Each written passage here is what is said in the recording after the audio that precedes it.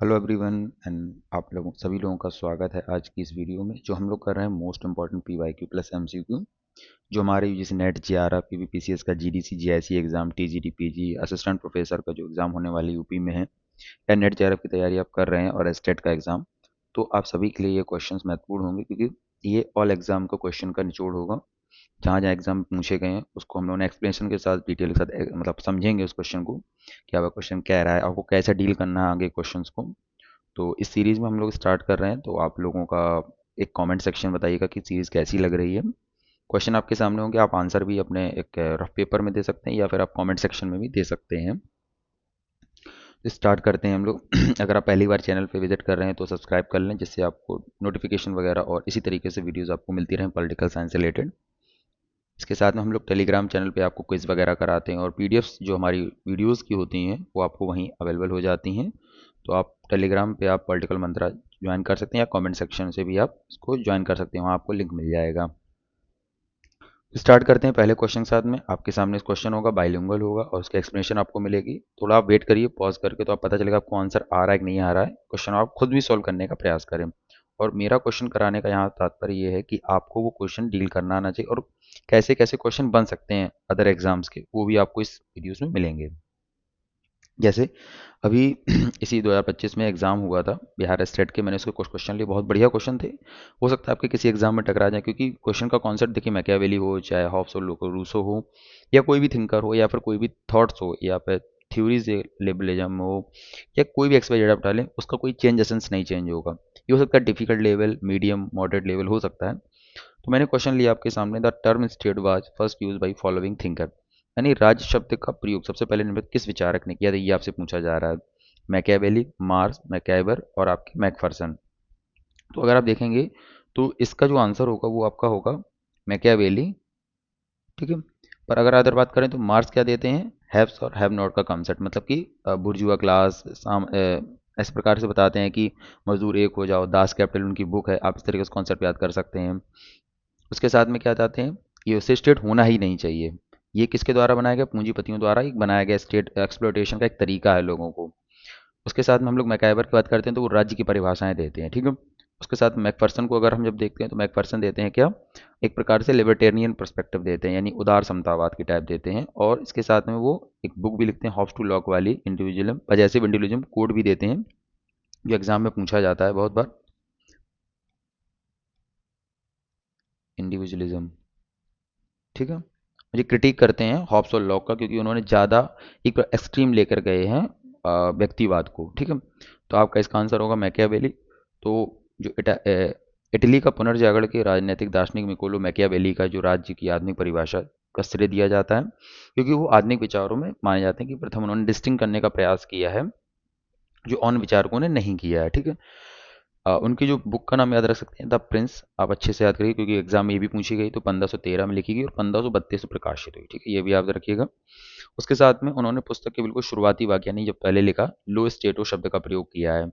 ये इटाली शब्द है आपका, लो स्टेटो, कि वे सभी राज्य, सभी शक्तियां जिन्होंने मनुष्य पर शासन किया है और शासन करते हैं, वे तो या तो गणतंत्र रहे हैं या रियासतें रही हैं, ठीक है, गणतंत्र या रियासतें रही हैं। मैं तो क्या, मैकियावेली से पहले राजनीतिक विचारकों ने पॉलिस, यूनानी, रेस पब्लिका, लैटिन या रेगनम या शब्दों का इस्तेमाल किया था। मैकियावेली पहले व्यक्ति थे जिन्होंने राज्य शब्द का प्रयोग धर्मनिरपेक्ष और आधुनिक अर्थ में किया, जो एक ऐसे केंद्रीकृत राजनीतिक अधिकार की ओर इशारा करता है जो एक क्षेत्र और संप्रभु शक्ति का प्रयोग करता है। इसका मतलब ये है कि उन्होंने सेपरेट किया चीज़ों को, मतलब कह सकते हो कि धर्म नहीं होगा, बिल्कुल सेपरेट एंटिटी होगी एक प्रकार से। तो इनको इसीलिए पुनर्जागरण का मान सकते हो कि आधुनिक का मान सकते हो, थिंकर हैं। उसके साथ में पुराने विचारकों ने पॉलिस, यूनानी, हम लोग प्लेटो अरस्तु को देखते आ रहे हैं, उन्होंने यही शब्द का उपयोग किया। तो क्वेश्चन कहाँ कहाँ से बन सकता है अब इसको समझते हैं। सबसे पहला बनेगा राज्य शब्द का, मैंने बता दिया। सेकंड क्वेश्चन है कि उनकी बुक का नाम द प्रिंस कब प्रकाशित हुई, 1532 में। उसके साथ में लास्ट लो स्टेटो, यानी इटली शब्द पूछा सकता है तो कौन सा था, लो स्टेटो था। उसके साथ में आपसे पूछा जाएगा कि एक प्रकार से डिफरेंशिएशन, गणतंत्र की बात भी की है इन्होंने और राजतंत्र की किस सिचुएशन में करनी चाहिए, यह भी आपको पता होना चाहिए। उसके साथ में ये हमारा इंग्लिश वर्जन में होगा जो आप पढ़ सकते हैं इसको, सेम वही चीज़ें होंगी सेम, ठीक है। उसका नेक्स्ट क्वेश्चन आपके सामने है। आपको ये पता चलेगा क्वेश्चन कहाँ कहाँ से पूछे गए किस किस एग्जाम में। तो मैंने सीरीज लेके चल रहा हूँ जिससे आपको बहुत ही बेनिफिट हो हर एग्जाम में। चाहे आप किसी एग्जाम में बैठ रहे हैं, हो सकता है क्वेश्चन आपको लगे ईजी लगे, बट हो सकता है वो एग्जाम में आपको क्वेश्चन दूसरे टाइप से पूछ दे, डायरेक्शन उसकी चेंज हो, या उसका कह सकते हैं एक्सप्लेनेशन पार्ट से पूछ दे, तो आपको वो चीज़ें रिवीजन ईजिली हो जाए, इसलिए मैंने ये क्वेश्चन सीरीज स्टार्ट की है। और अगर आपको अच्छी लग रही तो अपने दोस्तों के साथ भी शेयर करें, जिससे मतलब कह सकते हैं उनको भी फायदा इस चीज़ का हो सके। The view of that properties question है, the natural right of man was propounded by, मतलब ये कह सकते हैं प्राकृतिक अधिकार, संपत्ति जो होगी मनुष्य का एक प्राकृतिक अधिकार होगा, वो किसने मतलब कहा है? अरिस्टोटल, सेंट ऑगस्टाइन, लॉक, हेग। तो अब देखेंगे कि आपको पता हो जाएगा कि लॉक इसका आंसर होगा। हम लोग जानते हैं इस चीज़ के बारे में, लॉक ने लाइफ, लिबर्टी एंड प्रॉपर्टी की बात की है। अरस्तु ने क्या बात की है? एक प्रकार से स्टेट होगा पर प्राइवेट प्रॉपर्टी रखना है, पर नेचुरल राइट की उन्होंने बात नहीं की है, ठीक है। जबकि प्लेटो ऐसे कह सकते हैं प्राइवेट प्रॉपर्टी की धारणा ही नहीं रखते हैं दो क्लास के लिए। सेंट ऑगस्टिन आपके मध्यकालीन विचारक हो जाएंगे, ठीक है। तो इस तरीके से क्वेश्चन आपने डील किया कि अरिस्टोटल प्राइवेट प्रॉपर्टी को रखने का रखते हैं कितनी, जितनी सीमित दायरे में, बट अगर और प्राइवेट प्रॉपर्टी नेचुरल राइट के रूप में नहीं बताते हैं। तो 17वीं शताब्दी के एक प्रमुख दार्शनिक रहे हमारे जॉन लॉक, शास्त्रीय उदारवाद का जनक यानी क्लासिकल लिबरलिज्म का फादर, और प्राकृतिक अधिकारों सिद्धांत के सबसे प्रमुख समर्थक माने जाते हैं। प्राकृतिक अधिकार क्या है? लॉक ने तर्क दिया कि संगठित समाज के गठन से पहले, यानी जो हम लोग एक सोशल कॉन्ट्रैक्ट के द्वारा बनाएंगे, मनुष्य प्राकृतिक अवस्था में रहते थे, यानी इस नेचर अवस्था में बात करते हैं सभी thinker, John Hobbes, Locke, Rousseau, जहां उनके पास ईश्वर या प्रकृति द्वारा प्रदान किए गए कुछ अंतर्निहित अधिकार थे, यानी इंटरनल राइट्स थे। अधिकारों की त्रिमूर्ति जिसे हम लोग कहते हैं, जीवन, स्वतंत्रता और संपत्ति, लाइफ, लिबर्टी एंड प्रॉपर्टी के रूप में। फिर संपत्ति का श्रम सिद्धांत भी उन्होंने दिया। क्या? लॉक ने प्रस्ताव दिया कि संपत्ति प्राकृतिक तब बन जाती है जब एक व्यक्ति प्रकृति द्वारा प्रदान किए गए संसाधनों के साथ अपने स्वयं के श्रम को मिला देता है। जैसे कोई व्यक्ति भूमि साफ करता है और खेत लगाता है, तो वह भूमि उसकी संपत्ति बन जाती है, क्योंकि उसने उसमें अपना प्रयास निवेश किया है। फिर आता है सरकार का उद्देश्य क्या होगा? लॉक के अनुसार व्यक्तियों के पास सोशल कॉन्ट्रैक्ट में प्रवेश करने और सरकार बनाने का प्राथमिक कारण इन पहले से मौजूद प्राकृतिक अधिकारों, विशेष रूप से संपत्ति की रक्षा करना। अब आते हैं इसके समझने का प्रयास करते हैं कि लॉक ने ऐसी बात क्यों की। जैसे लॉक ने बताया कि कुछ हमारे और उसने व्यक्ति का जो रूप बताया, स्वरूप बताया, बहुत ही अच्छा बताया है। तो अब हुआ क्या कि उन्होंने जो अच्छा बताया, तो उन्होंने जो प्राकृतिक बताई बात की, जीवन, स्वतंत्रता, जो हमारी संपत्ति थी, उसकी रक्षा के लिए हम लोगों ने स्टेट बनाया है। और इन्होंने दो समझौते किए, एक तो एक सोसाइटी, सिविल सोसाइटी टाइप की बनाई, यानी हम लोगों ने किया। उसके साथ में जो सिविल सोसाइटी ने फिर राज्य, मतलब ये कह सकते हैं स्टेट जैसे शब्द को बनाया, या फिर कह सकते हो एक व्यक्ति को दिया, वो हमारी रक्षा करेगा। पर अगर सरकार टूटती है, ट्रस्ट जिसे हम लोग कहते हैं, अगर वो मतलब नहीं चल पाती है, ये समझौता हुआ, एक समझौता ये हुआ, अगर ये एंड हो जाता है तो प्राकृतिक अवस्था हम लोग वापस नहीं जाएंगे, क्योंकि नागरिक समाज फिर से वो सिविल सोसाइटी बना लेगा। अगर हम हॉब्स को देखेंगे तो हॉब्स वाले में पहली बात तो कर नहीं सकते हैं, पर अगर उन्होंने जो लेवियाथन उसने बनाया, वो बहुत रेयरली है कि आप प्राकृतिक अवस्था में ही जाएंगे डायरेक्टली, अगर वो खत्म होती है चीज़ें। तो इस तरीके से आप समझ सकते हैं Hobbes, Locke, Rousseau, Hobbes, Locke, Rousseau, ठीक है, HLL का। हॉब्स का एक समझौता है, लॉक के दो समझौते हैं, मतलब दो बार में होगा सोशल कॉन्ट्रैक्ट, और रूसो का एक टाइम है। और इसका जनरल विल का कॉन्सेप्ट आपको अच्छे से पता होना चाहिए। मैंने इतनी सारी चीज़ें बताई हैं आपको, इस सारी आपके एग्जाम में किसी न किसी एग्जाम में पूछी जाती हैं, तो आपको अच्छे से चीज़ें, एक नोट्स भी आप बनाते जा सकते हैं, जैसे मैंने जो हाईलाइट कर रखा है उसके आप शॉर्ट नोट्स भी बना सकते हैं। वही है कि natural right, Trinity of rights, life, liberty and property आपका हो जाएगा, ठीक है।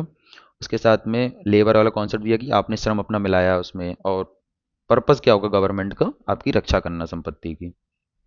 उसका अगला क्वेश्चन है, what is the function of Marxism according to its theory, यानी कि मार्क्सिज्म की थ्योरी है वो क्या कहती है। पहला, to ensure economic growth through market competition, to establish a classless society by overthrowing capitalism, to protect private property and personal wealth, to balance individual freedom and with a state of control। तो देखेंगे पहला option, देखेंगे बाजार प्रतिस्पर्धा के माध्यम से आर्थिक विकास सुनिश्चित करना, तो आपको कुछ ये लिबरलिज्म, उदारवाद यानी क्लासिकल लिबरलिज्म की ज़्यादा लगेगी आपको, क्योंकि वो क्या कहते हैं, व्यक्ति को खुला छोड़ देना चाहिए, कैपिटलिज्म के लिए प्रोत्साहित करते हैं, व्यक्ति खुद ही अपने आप में सक्षम है चीज़ों को करने के लिए। तो पहला तो ऑप्शन नहीं होगा। सेकंड ऑप्शन है कि पूंजीवाद को उखाड़ फेंक कर वर्गहीन समाज की स्थापना करना, जो मार्क्स का प्रथम उद्देश्य था। यानी स्टेट होना नहीं चाहिए एक प्रकार से, क्योंकि वो किसे कहते हैं, कैपिटलिज्म के मतलब द्वारा, कैपिटलिस्ट के द्वारा एक शोषण का यंत्र हो जाता है। निजी संपत्ति और व्यक्तिगत धन की रक्षा करना, ये भी एक प्रकार से किसका कॉन्सेप्ट आ जाता है, लिबरलिज्म का, ठीक है। तो इसका जो आंसर होगा वो आपका होगा B, to establish a classless society by overthrowing capitalism. समझते हैं इसको। इसका जो प्राथमिक कार्य है, मतलब मार्क्सवादी सिद्धांत का, वो एक ही है, सामाजिक क्रांति के माध्यम से पूंजीवादी व्यवस्था को खत्म करना। कैसे? मार्क्सवादी पूंजीवाद की एक शोषणकारी व्यवस्था के रूप में आलोचना करता है, जहां बुर्जुआ उत्पादन के साधनों का मालिक होगा और श्रमिक वर्ग का शोषण करेगा, जो मैंने पहले आपको बताई बात। सिद्धांत यह मानता है कि यह संघर्ष अनिवार्य रूप से ऐसी क्रांति को ले जाएगा जो सत्ता को श्रमिक वर्ग को हस्तांतरित कर देगी। यानी कि एंड होके किसे मिल जाएगी सारी सत्ता? सर्वहारा वर्ग को मिल जाएगी।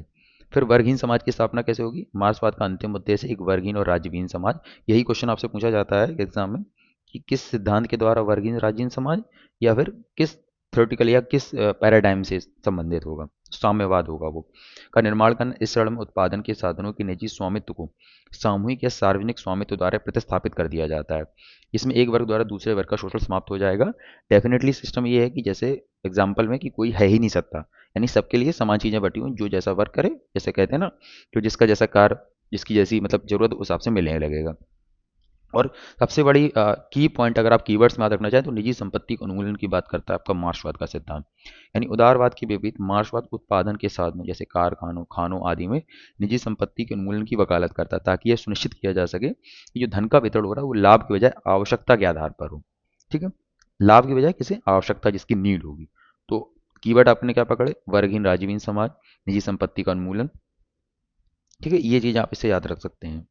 ये है ओवरथ्रोइंग capitalism, establishment of a classless society and the evolution of the private property का। उसका अगला क्वेश्चन आपके सामने है कि which of the following is a core element of socialism.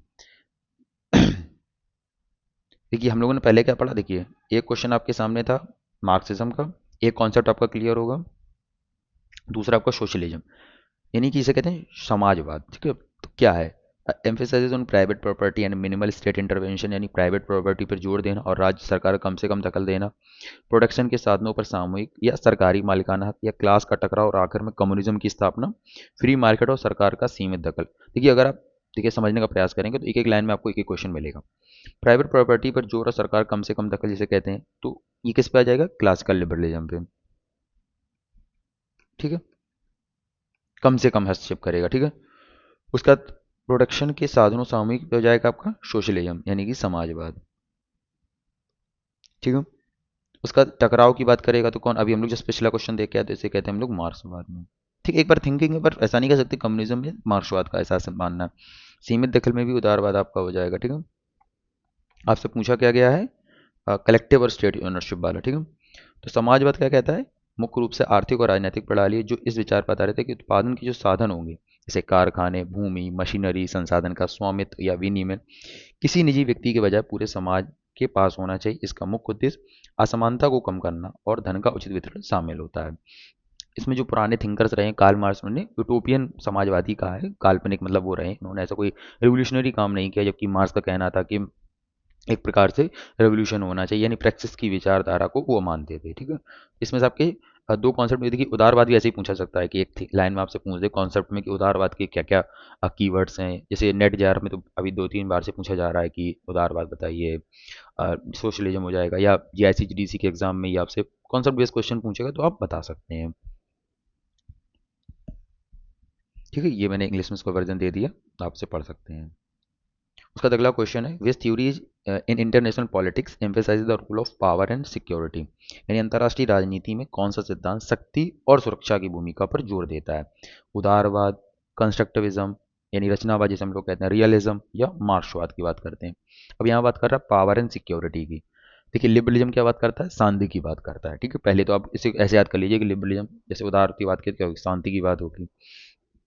Constructivism का मतलब होता है विचारों को बनाना जैसा हम सोचते हैं, यानी कि इसे रचना, जैसे हिंदी में आप पढ़ेंगे रचना, तो हमने जिस चीज़ को रचना की है हम ऐसा सोचते हैं, ये तो नहीं आ रहा। रियलिज्म सही बात है, बिल्कुल पावर एंड सिक्योरिटी की बात करता है। इसका जो आंसर होगा वो होगा रियलिज्म। और मार्क्सवाद को हम लोग क्या समझते हैं? एक्सप्लोइटेशन, या यहाँ पे अगर हम इंटरनेशनल थ्योरी की बात करें तो स्टेट बाय स्टेट में, यानी कि कंट्री बाय कंट्री में डिफॉल्ट है कि जैसे कुछ डेवलप्ड कंट्रीज़ हैं वो डेवलपिंग कंट्रीज़ का शोषण करती हैं, या अंडर डेवलप्ड कंट्रीज़ का शोषण करती हैं। इस तरीके से आपको याद रखना है। अंतर्राष्ट्रीय संबंधों के अध्ययन में रियलिज्म वह विचारधारा है जो अंतर्राष्ट्रीय प्रणाली को अनार्किक मानती है। ठीक है, यानी अराजक मानती है। इसका अर्थ है कि राज्यों की रक्षा के लिए कोई केंद्रीय विश्व सरकार नहीं है।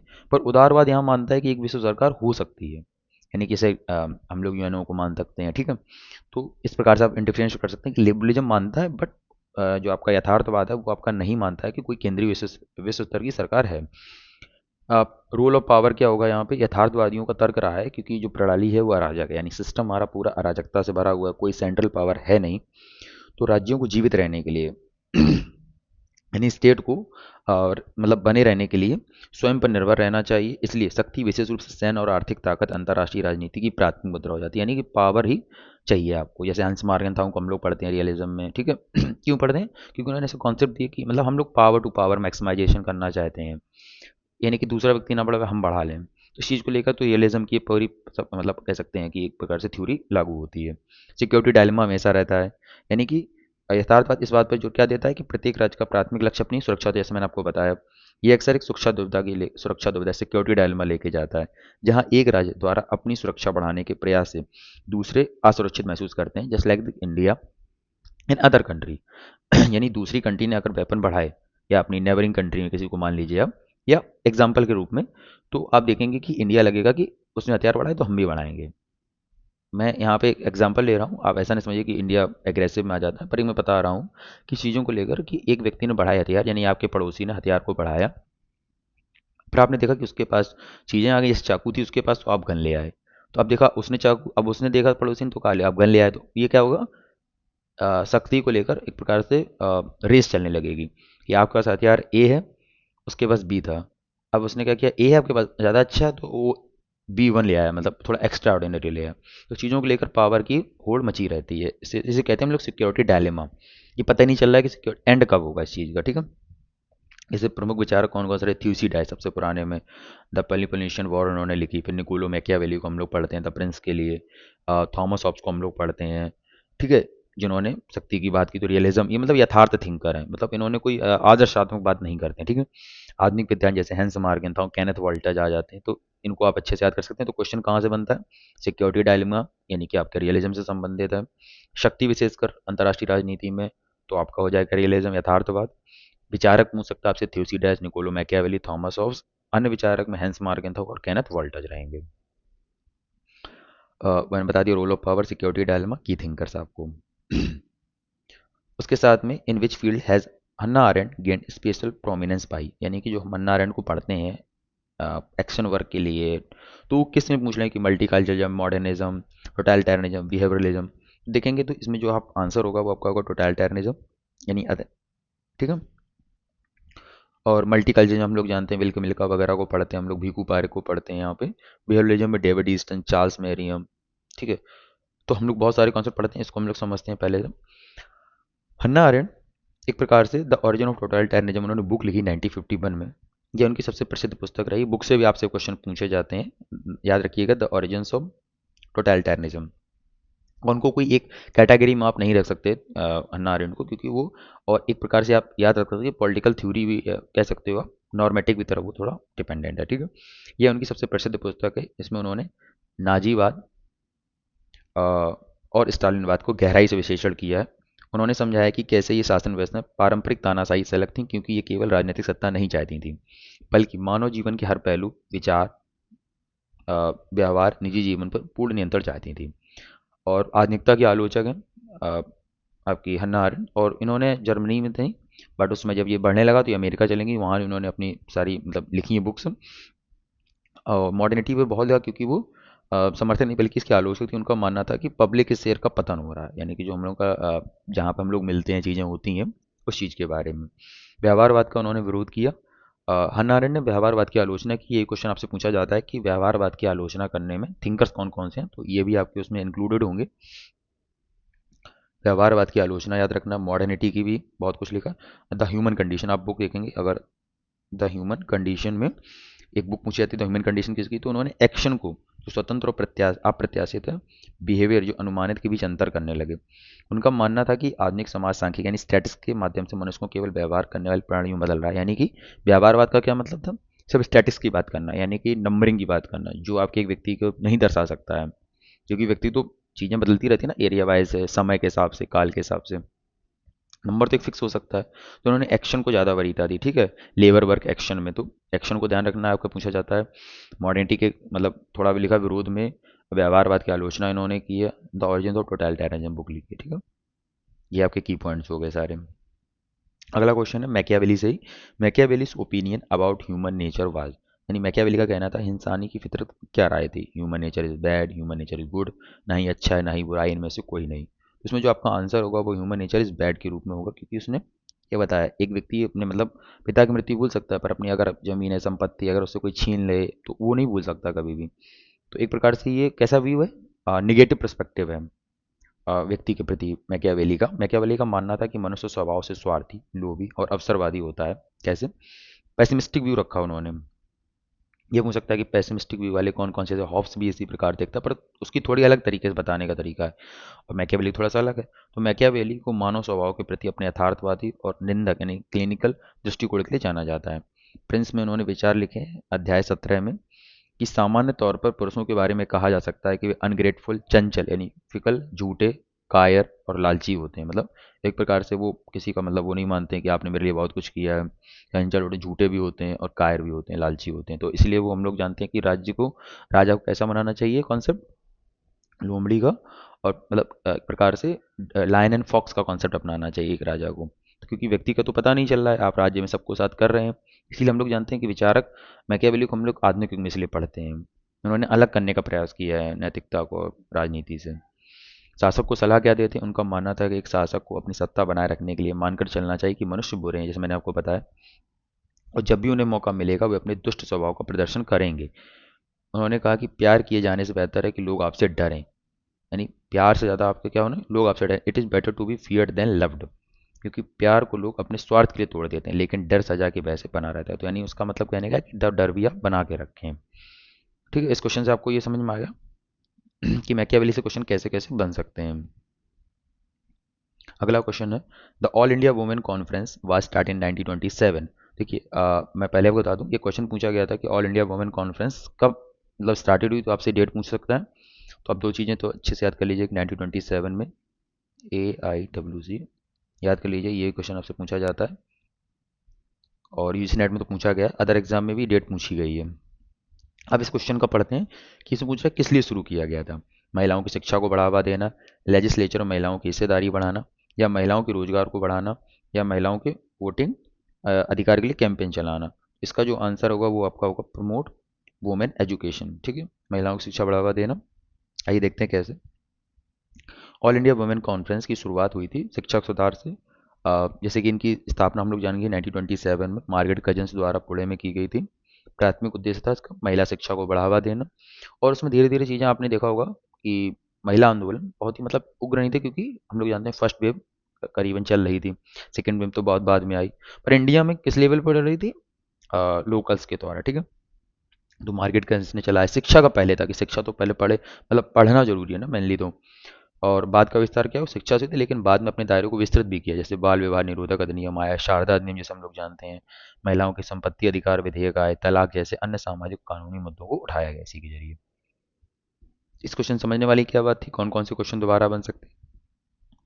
या तो डायरेक्टली यही क्वेश्चन बनेगा कि AIWC यानी ऑल इंडिया वुमेन कॉन्फ्रेंस का उद्देश्य क्या था, और उसकी डेट पूछी जा सकती है। तो दोनों चीज़ें, और किसके द्वारा, तो मार्गरेट कजिन्स के द्वारा। ठीक है, उसके साथ में और एक शांति पर्व से क्वेश्चन आता है, और अधिकतर एग्जाम में एक ही क्वेश्चन मैंने देखा है शांति पर्व, तो थोड़ा सा आपको पढ़ लेना चाहिए। शांति पर्व, which of the following is not a primary topic discussed bye Bhishma. तो भीष्म थे, उनके द्वारा शांति पर्व में कौन सा टॉपिक डिस्कस नहीं किया गया है। तो राजा के कर्तव्य किए गए, द कॉन्सेप्ट ऑफ धर्म, और खुद का महत्व, द इम्पोर्टेंस सेल्फ, पर आपका महाभारत के युद्ध की डिटेल को इसमें शेयर नहीं किया गया है। आइए समझते हैं। शांति पर्व में महाभारत के युद्ध का विषय वर्णन नहीं, क्योंकि ये पर्व युद्ध की समाप्ति के बाद का है, यानी युद्ध के समाप्त होने के बाद का है। महाभारत के युद्ध के बाद जब युधिष्ठिर नरसंहार देखकर बहुत दुखी थे। इसका रीजन क्या है शांति पर्व का, तो पितामह भीष्म ने उन्हें सरशैया तीरों के बिस्तर पर लेटे हुए उपदेश दिए थे। मतलब जब युद्ध की समाप्ति हुआ तो उन्होंने उपदेश दिए, उन्हीं को हम लोग शांति पर्व, जैसे कि राज धर्म के बारे में बताया, आप धर्म और आपका मोक्ष धर्म, एक राजा के कर्तव्य और शासन करने का तरीका क्या होना चाहिए, संकट के समय में पालन किए जाने वाले धर्म और नियम, आध्यात्मिक ज्ञान यानी आपका जैसे कि धर्म की अवधारणा, आत्मा, स्वयं का महत्व और मुक्ति का मार्ग क्या होगा, ये आपसे पूछा। मतलब बताया उन्होंने इस चीज़ के लिए। महाभारत युद्ध का विषय वर्णन पहले पर्वों में, जैसे कि भीष्म पर्व आपका, द्रोण पर्व और कर्ण पर्व आदि में किया जा चुका है। तो यानी शांति पर्व एक प्रकार से उपदेश थे, पर ये सिर्फ इसमें आपका महाभारत का नहीं था, अदर चीज़ों का था जो मैंने आपको बताया, द ड्यूटीज ऑफ किंग, धर्म का कॉन्सेप्ट क्या है, खुद का महत्व क्या है, ये चीज़ों के बारे में। अगला क्वेश्चन आपके सामने है, what is the specific area is brought under the fifth schedule, यानी पांचवी अनुसूची शेड्यूल के बारे में आपसे पूछा जा रहा है कि कौन कौन से इसमें से अच्छे से दिखाएगा। मतलब एक आउटकम आपके पास, ये कॉन्सेप्ट बेस्ड क्वेश्चन होते हैं, इनको आप ऐसा रट के नहीं आ सकते, इसको आपको पता होना चाहिए कि फिफ्थ शेड्यूल में क्या है, उससे कैसे कैसे नतीजे क्या क्या होगा। तो देखते हैं इसके बारे में। ये आदिवासी जमीन को गैर आदिवासी लोगों को ट्रांसफर होने से रोकेगा, पहला। या उस इलाके में केवल एक लोकल सेल्फ गवर्निंग बॉडी बनाएगा, या उस इलाके को एक यूनियन टेरिटरी में बदल देगा। ऐसे इलाके वाले राज्यों को स्पेशल कैटेगरी वाला राज्य घोषित किया जाएगा। तो हम लोग जानते हैं कि इसमें जो आंसर होगा वो ए होगा। क्यों होगा, उसका एक रीजन समझने का प्रयास करेंगे। जब आदिवासी जमीन जो होगी ना, वहाँ लैंड एक्वायर नहीं कर सकती, क्योंकि आप एक्वायर करने लगेंगे तो वहाँ पर औद्योगिक बनाएंगे, तो उनका वो विस्थापन हो जाएगा चीज़ों को लेकर, क्योंकि वो पुराने मतलब उनका जो रहन सहन वो अलग तरीके से होता है। ठीक, इसीलिए फिफ्थ शेड्यूल बनाई गई। तो इसलिए हम लोग देखते हैं भारतीय संविधान की पांचवी अनुसूची का मुख्य उद्देश्य जो रहा है, तो अनुसूचित जातियों के हितों की रक्षा करना और उनका शोषण जो हो उनको रोकने का प्रयास करना। तो आपको क्या पढ़ना है इसके जरिए, पांचवी अनुसूची में आपको सब चीज़ें पता होनी चाहिए। उसके साथ में ये एक पॉइंट इसलिए मैंने ऐड किया क्वेश्चन, कि आपको ये पता होना चाहिए कि अगर क्वेश्चन कॉन्सेप्ट बेस्ड आए कभी, तो आप बता सकें कि हाँ, क्योंकि आपको ये भी लगेगा कि सेल्फ गवर्निंग बॉडी बन जाए, स्पेशल कैटेगरी वाली, यूनियन टेरिटरी तो नहीं लगेगा पर कैटेगरी वाला लग सकता है। फिफ्थ शेड्यूल में ऐसा नहीं है, सिर्फ उनका शोषण हितों की रक्षा करने के लिए, जैसे कि प्रिवेंशन ऑफ लैंड ट्रांसफर। पांचवी अनुसूची राज्यपाल को यह शक्ति देती है कि वह अनुसूचित क्षेत्रों में शांति और सुशासन के नियम बना सकते हैं। इन नियमों के तहत राज्यपाल क्या करता है, आदिवासियों को भूमि को गैर आदिवासियों को बेचने या हस्तांतरित करने पर रोक लगा सकते हैं या उसे प्रतिबंधित कर सकते हैं। यह अनुसूची का सबसे महत्वपूर्ण प्रत्यक्ष परिणाम रहा है कि नॉर्मली आप किसी को नहीं बेच सकते, नॉन ट्राइबल को, जिससे उनकी भूमि जल्दी मतलब कह सकते हैं कि प्रॉब्लम नहीं आएगी और वो विस्थापित नहीं होगी चीज़ों को लेकर, क्योंकि आप देखेंगे इंडस्ट्रियल एरिया बढ़ा देंगे वहाँ पे तो कोई रह नहीं पाएगा। इसके लिए ये फिफ्थ शेड्यूल में प्रावधान किए गए। अगला क्वेश्चन है, 74th संविधान संशोधन जो हमारा रहा है 1992, किन क्षेत्रों पर लागू नहीं होता है। उस समय वीडियो आप पॉज करिए या मैं रुक जाता हूँ, आप इस क्वेश्चन का आंसर करने का ट्राई करें। जैसे कि राजस्थान, हरियाणा, उत्तर प्रदेश और उड़ीसा में कौन से ऐसे स्टेट हैं जिन पर 74वां, जैसे हम लोग क्या समझते हैं 73वां तो पंचायती राज से हो गया, 74वां अर्बन से संबंधित है, यानी कि नगर पालिका, म्यूनसिपल कॉरपोरेशन वगैरह में, तो इस राज्य में नहीं है। मतलब अनुसूचित यानी शेड्यूल ट्राइब में कहाँ कहाँ लागू नहीं है, जैसे कि आपका राजस्थान, हरियाणा, उत्तर प्रदेश और उड़ीसा में, तो आपको वो बताना है। जिसका जो आंसर होगा वो ए होगा, यानी कि आपका हरियाणा और उत्तर प्रदेश में लागू नहीं है। और आपका राजस्थान और उड़ीसा में कैसे ऐसे समझते हैं, इसको थोड़ा समझने का प्रयास करना, क्वेश्चन थोड़ा सा आपको लग सकता है। 1992 का 74वां संविधान संशोधन नगर पालिका 243 ZC1, अब ये आपको थोड़ा आर्टिकल देखना पड़ेगा, ZC1 के तहत अनुसूचित क्षेत्रों पर लागू नहीं होता है। राजस्थान और उड़ीसा दोनों राज्यों में पांचवी अनुसूची के तहत अनुसूचित क्षेत्र मौजूद हैं। ZC के अनुसार 74वां संविधान इन क्षेत्रों पर सीधे लागू नहीं होता है। हरियाणा उत्तर प्रदेश में पांचवी अनुसूची के अंतर कोई भी क्षेत्र सूचित ही नहीं है, ये प्रतिबंध लागू नहीं होता है। अब समझते हैं इसका रीजन क्या है। ZC पढ़ते हैं पहले। ZC1 के अनुसार आपको पता चल जाएगा क्वेश्चन में क्या कहा। इस भाग में कोई भी बात अनुच्छेद 244 के खंड 1 में बताए गए अनुसूचित क्षेत्रों और खंड 2 में बताए गए जनजातीय क्षेत्रों पर लागू नहीं होगी। यानी 74वां संविधान संशोधन क्या कह रहा है, वहां पे लागू क्यों नहीं हो रही है, बिकॉज रीजन बिहाइंड जनजातीय क्षेत्र है, ट्राइब एरिया है। ये वे क्षेत्र हैं जिन्हें संविधान की पांचवी अनुसूची से नोटिफाई किया गया है। वर्तमान में है 10 राज्यों में सूचित क्षेत्र कौन कौन से आप अवगत करने हैं, आंध्र प्रदेश, तेलंगाना, छत्तीसगढ़, गुजरात, हिमाचल प्रदेश, झारखंड, मध्य प्रदेश, महाराष्ट्र, उड़ीसा और राजस्थान। तर क्या, चूंकि भाग 9 है, 74वां संविधान संशोधन अनुच्छेद क्षेत्रों पर अपने आप लागू नहीं होता है, इसलिए तकनीकी रूप से राजस्थान उड़ीसा के भीतर के क्षेत्रों पर लागू नहीं होता। गैर अनुसूचित राज्य क्या है, जैसे कि आपके हरियाणा उत्तर प्रदेश तो आते ही नहीं है, वहाँ क्षेत्र ही नहीं है। ठीक है, इसका सीधा से मैं आपको बताता हूँ, जैसे ये बेयर एक्ट जो हमारे संविधान का ही लिखा हुआ क्या है कि कैसे 243 ZC में क्या क्या लिखा गया है। ठीक है, अब इसको समझने का प्रयास करते हैं। हुआ क्या कि जैसे मान लेते हैं ZC के अंतर्गत 10 मतलब स्टेट्स हैं और प्लस में आपके जो आपके 5 वाले हैं, 4 स्टेट हैं, यानी कि लगभग अप्रॉक्स में ये आपके जो देख लीजिए, मैं लिखा पांचवी अनुसूची के अंदर और छठी अनुसूची। ठीक है, कौन कौन से क्षेत्र आप देखेंगे, तो इसमें जो क्षेत्र हैं उन पर जो 74वां संविधान संशोधन हुआ वहाँ पे लागू नहीं होगा शेड्यूल ट्राइब एरिया में।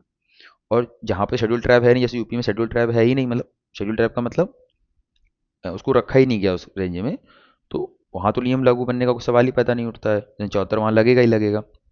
जहाँ पर है वहाँ पे डायरेक्टली बनाया नहीं जा सकता जब तक परमिशन वहाँ की नहीं होगी, शेड्यूल ट्राइब एरिया की राज्यपाल नहीं देता है। जैसे कि आपको याद करना क्या है, आपको ये याद रखना है कि जो 10 राज्य हैं 5वीं अनुसूची के अंतर्गत और 6ठी अनुसूची के अंतर्गत वो सबको पता होने चाहिए। जैसे आंध्र प्रदेश, छत्तीसगढ़, गुजरात, हिमाचल प्रदेश, झारखंड, मध्य प्रदेश, महाराष्ट्र, उड़ीसा, राजस्थान और तेलंगाना पूर्व में आंध्र प्रदेश का हिस्सा था। तो आप देख रहे हैं कि यूपी तो नहीं इसमें आया, ना आपका हरियाणा आया। और छठी अनुसूची में आपको क्या याद रखना है? असम, मेघालय, त्रिपुरा और मिजोरम को याद रखना है। तो 5वीं अनुसूची के 10 राज्य आपको, छठी अनुसूची के 4 राज्य, इनसे आपको पता चलेगा कि इनमें तो लागू होगा पर डायरेक्टली नहीं होगा शेड्यूल ट्राइब का, यानी 74 सभी के लिए बनाया गया, पहली बात तो। पर आर्टिकल क्या लिखा है, देखिए पढ़िए आप इसको, 243 जेड सी में लिखा है, इस भाग का कुछ क्षेत्रों पर लागू, यानी कतिपय क्षेत्रों पर लागू ना होना, part not to apply to certain area. जैसे कि कौन कौन से क्लॉज 1 में जो दिए गए कौन कौन से एरिया, टू आर्टिकल 244 के अंतर्गत जनजातीय क्षेत्रों में लागू नहीं होगी। क्यों? इस वाक्य किसी बात का अर्थ नहीं लगाया जाएगा कि पश्चिमी बंगाल में दार्जिलिंग जिले के पर्वतीय, मतलब बेसिकली आप एक छोटा सा समझ लीजिए कि डायरेक्टली वहाँ लागू नहीं होती हैं चीज़ें। और कौन कौन से स्टेट हैं तो आपको ये दिख गए सारे, ठीक है। तो क्वेश्चन से आपको इस तरीके से जाना है। अगला क्वेश्चन है आपके सामने, in which historical period did the study of politics as an academic discipline primarily originate, यानी राजनीति का जो हम लोग अध्ययन करते हैं वो शिक्षा शास्त्री विषय के रूप में किस ऐतिहासिक काल में उत्पन्न हुआ? पुनर्जागरण, मध्यकाल, इनलाइटनमेंट एंड औद्योगिक क्रांति। तो आप देखेंगे इनलाइटनमेंट हुआ आपका प्रकाश युग, उसमें आपकी स्टार्ट हो गई थी पढ़ाई। राजनीति विज्ञान का एक औपचारिक यानी कि एक पेडागोजिकल विषय के रूप में मुख्य रूप से एनलाइटनमेंट या प्रबोधन काल जिसे हम लोग कहते हैं के दौरान हुआ। यद्यपि राजनीतिक विचार प्राचीन काल से प्लेटो और अरस्तु थे, लेकिन प्रकाश युग ने राजनीति को धार्मिक और पारंपरिक सत्ता से हटाकर तर्क, विज्ञान और व्यवस्थित अध्ययन के केंद्र में ला खड़ा किया। अब इसको समझने का प्रयास ऐसे करते हैं कि प्लेटो और समय पर चीज़ें बहुत ही बाइफरकेट नहीं थी, मतलब अलग अलग नहीं थी, वो सब चीज़ें कॉम्बिनेशन में चल रही थी। मध्यकाल में चर्च का प्रभुत्व आना, फिर पॉलिटिक्स का, मतलब उसी साथ में चीज़ें चल रही थी।